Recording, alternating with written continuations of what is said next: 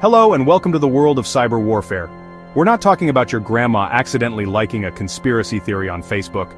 We're talking about something far more serious, something that could disrupt power grids, cripple infrastructure, even derail trains. This is the story of Stuxnet, a sophisticated computer worm that changed the game forever.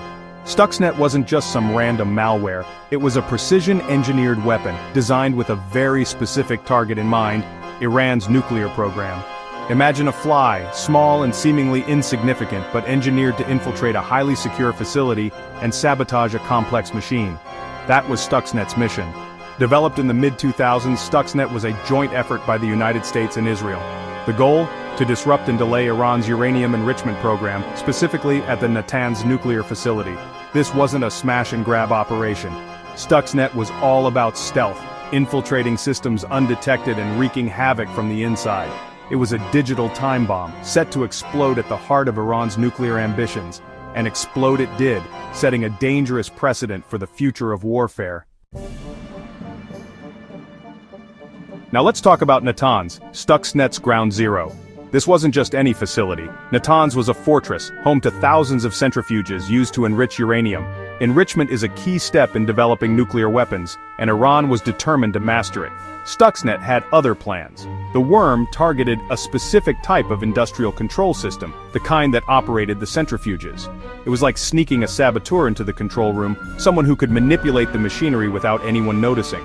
Stuxnet was a master of disguise. It didn't just shut down the centrifuges. That would have been too obvious.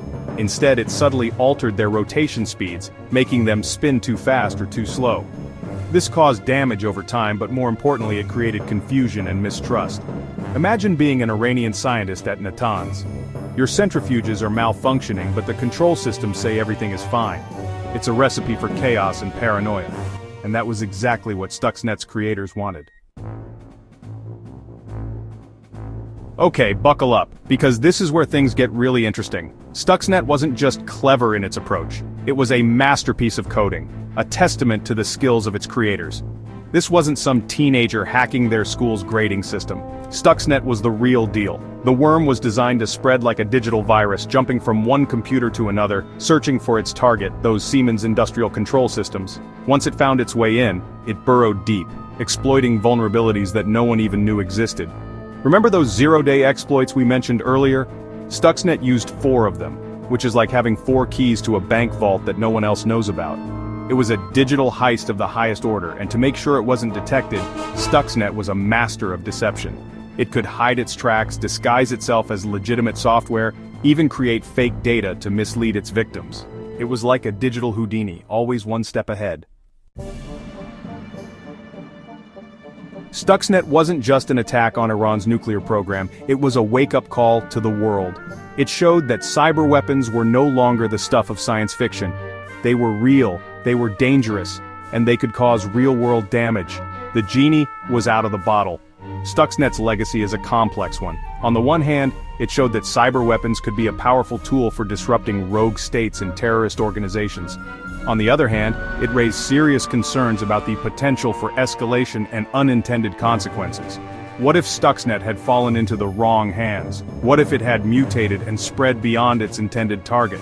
The truth is, we're still grappling with the implications of Stuxnet. It opened Pandora's box, revealing a new era of conflict where the battlefields are made of ones and zeros, and the weapons are lines of code.